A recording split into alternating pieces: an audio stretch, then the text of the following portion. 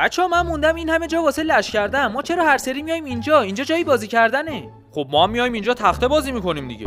خب تخته رو که همه جا میشه بازی کرد. منظورم بازیای توپیه. خب اگه توپ بازی دوست داری بیا با دوتا توپای من بازی کن. خیلی بانمکی رایدر، یه شوت میذارم توپات پنچر شه. آچی میگم این چهارتا هم خیلی بیکارن و از صبح میان تو پارک بالا پایی میپرن الکی وقتشون رو تلف میکنن. آره واقعا دلم واسهشون میسوزه. این بچه‌ها احیانا فکر نمی‌کنید اونایی که دارن وقتشون رو تلف میکنن ما این؟ داداش ما که داریم اشغالمون رو میکنیم، ولی اینا هر روز میان اینجا دهن خودشون رو سرویس میکنن، آخرم هیچ گویی نمیشن. آره بابا ما خودمون تا آخر این مسیر رو رفتیم دیگه، تهش هیچی نیست. منظورت از ته مسیر همون فوتبالیه که زنگ ورزش مدرسه بازی میکردیم؟ آره دیگه جواد، تیم مدرسه‌مون رو یادت نیست که من تو دفاع چه تکلای بی‌ذاتی میزدم؟ منو چی میگی؟ من به نکبا بی‌ناموسی‌ها معروف بودم، یه جوری شوت میزدم که همیشه تور سوراخ میشد. اینا که هیچی، دروازه‌بانی منو یادتون نیست؟ رایدر بخوام باهات صادق باشم تو اون موقعش هم هیچ گوهی نبودی، همیشه سر نخواستن دعوا بود. راست میگه رایدر، ما هم دیگه رو درواسی تو تیم کشیدیمت که دلت نشکنه. ای نمک نشناسو، حیف اون گل آخری که من تو فینال جام رمضان زدم. بله دقیقاً به خاطر همون گل به خودی که زدی از جام رمضان حذف شدیم. گل دیگه، چه فرقی میکنه گل پسر.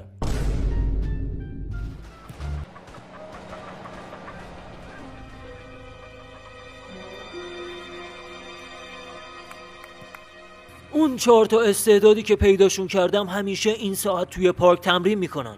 برو دعوتشون کن، اینا نتیجه جام جهانی رو عوض میکنن. چشم آقای فرمحسن، هر جوری شده راضیشون میکنم. بچه‌ها اگه میشه امروز رو یکم زودتر بریم، من با زیدم قرار دارم. آره بابا خیلی تمرین کردیم، منم خسته شدم. خیلی خوب، پس ادامه تمرین باشه فردا، منم برم پیش زیدم. راستی نیما، اگه تونستی یکی از رفیقای زیدت هم واسه ما جور کن. باشه ابی، تلاشمو میکنم.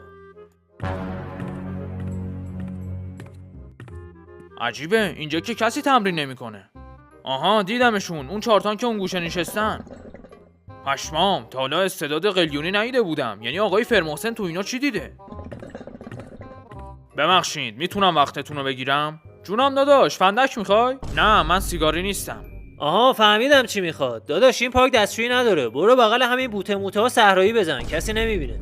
نه عزیزم، دنبال دستشویی هم نیستم. آها بابا این پیک موتوریه، من تنباکو سفارش داده بودم، بده بیاد داداش. چقدر دیر کردی پسر، قلیون از دهن افتاد.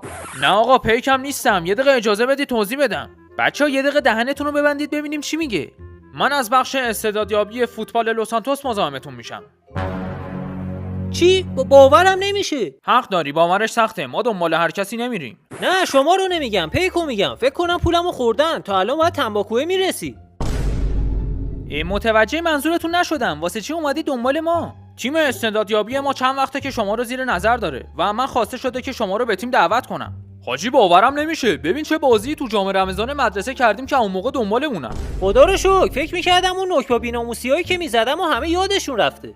فقط اون اتفاقی که تو فینال جام رمضان افتاد یه اشتباه محاسباتی بود. امیدوارم که منم تو تیم بکشین. بله نگران نباشید، هر 4 تای شما برای مسابقات انتخاب شدین.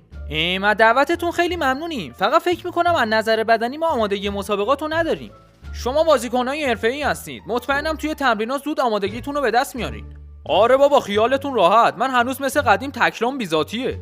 بودن شما باعث افتخاره. امروز وسایلاتون رو جمع کنین، فردا همین ساعت همینجا میایم دنبالتون. حتما، فقط لطفاً قبل بازی همون اول کار دونگ زمین چمن رو همه بگیرید که تو پاچه کسی نره. آره بابا راست میگه، بعد بازی همه میپیچونن، هیچ کس دونگ نمیده. خیالتون راحت، همه هزینه‌هاتون به عهده ماه. فردا میبینمتون. حله میرینیمت.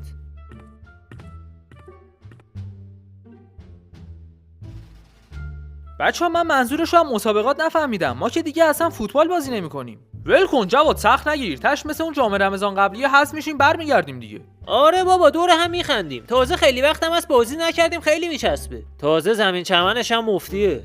خیلی خوب، پس بریم وسایلمون رو جمع کنیم واسه فردا. آره بریم، منم باید بگردم کفشامو پیدا کنم.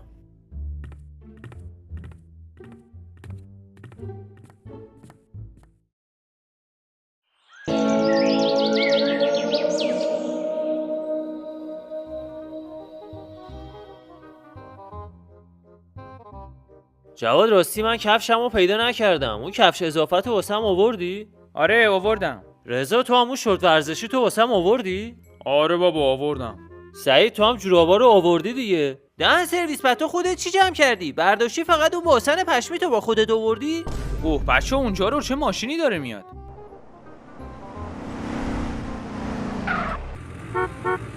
آقا برو رد کارت مزاحم نشو، ما از اوناش نیستیم. برو خجالت بکش، مگه هر کی کنار خیابون وایساده این کاره است؟ بیشرف مگه خودت ناموس نداری؟ الان میام شیشه‌های ماشینتو میشکونم ها. ببخشید فکر کنم یه سوء تفاهمی شده. به من گفتن شماره برای اردوی تیم ببرم فرودگاه. نه بابا باید بریم فرودگاه. خب چرا اسکولا انقدر زمین چمن رو دور گرفتن؟ من نمیدونم، لطفاً سوار بشید. اشکال نداره، حالا بشینید بریم. به جاش یه دور رایگانم با لیموزین میزنیم.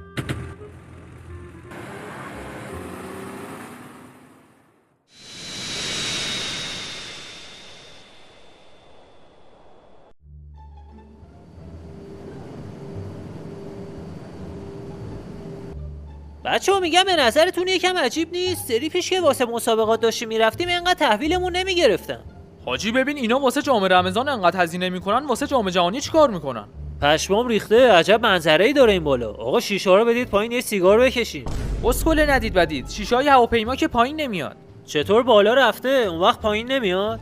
خره خود راننده دستگیرا رو عقص کنده که کسی شیشه رو پایین نده. اسکول پیکان که نیست، اینا شیشه‌اش برقیه. راننده چون کولر گرفته خود شیشه رو داده بالا. رایدر میگم حواست باشه مثل اون سری گل به خودی نزنی ها. اینا مثل رو ما خیلی حساب باز کردن. نه بابا حواسم هست، سری پیش عینکمو نزده بودم. سعید دوباره جو نگیرت در وسط زمین شوت بزنی ها، با بقیه پاسکاری کن. راست میگه آقا، ما الان یه تیمیم، باید با همدیگه هماهنگ باشیم. جواد اون بطری آبت خالیه؟ آره چطور؟ بده واسط یه دلستر استوایی پر کنم. بزگل کثیف تو بطری آخه؟ ای بابا خب برو به راننده بگو یه جای خلوتیت بزنه بغل من یه صحرایی بزنم. رایدر واقعا آبروبری، گم شو انتهای راهرو دستشویی هست. تا رایدر میره دستشویی منم واسم بلوتوثی آهنگ بذارم روحیه‌مون بره بالا. پس یه دونه بیستارشو بذار که صدای بیس من بیرون نیاد. بابا سعید چی میگی؟ هواپیما مگه بلوتوث داره که بهش وصل بشی؟ نگران نباشید، من با خودم اسپیکر آوردم. سعید وصلشو بذار.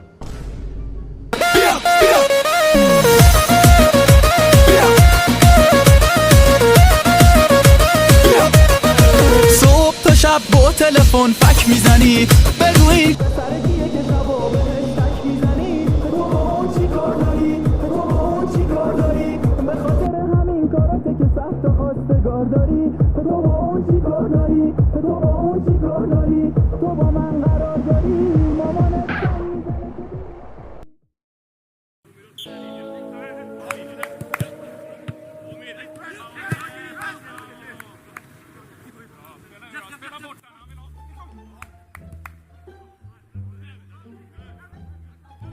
حاجی اینجا چقدر زمینش بزرگه. ما تو همون حیاط مدرسه میدویدیم نفسمون میگرفت. حاجی دروازه‌ش هم خیلی بزرگه. اینجا کم کم 3 تا دروازه‌بان میخواد. فکر کنم باید حسابی رو نفسمون کار کنیم. یه چند وقتی باید دودمودو بذاریم کنار. آره راست میگی، منم موافقم. بچه‌ها میگم بیایید خودمون رو ضایع نکنیم، همین اول کاری بیایید انصراف بدیم. آقا چهره اون یارو واسهتون آشنا نیست؟ چقدر شبیه آقای گل تیم ملی لوسانتوسه. شبیهشه چیه بابا، این خودشه. اون یکی رو ببینید. این یکی هم من میشناسم، اینم جزو بچهای تیم ملیه. همه اینا بازیکنای معروف لوسانتوسن. من خوابم یا بیدار؟ اوی چته وحشی، چرا گافبازی در میاری؟ خواستم مطمئن بشی که بیداری. سلام، خیلی خوش اومدین. من تعریف شما 4 تا مستندو خیلی شنیدم. این قربان شما لطف دارید، فقط ما تا حالا تو مسابقاتی به این بزرگی شرکت نکردیم. بله میدونم، این اولین دوره حضور شما تو جام جهانیه. منظورتون از جام جهانی همون جام رمضانه؟ معلومه که شوخ طبعی، منظورم همون جام جهانیه. جام جهانی اونم ما؟ من خوابم یا بیدار؟ نه حاجی مثل که این بارم بیدار بودی.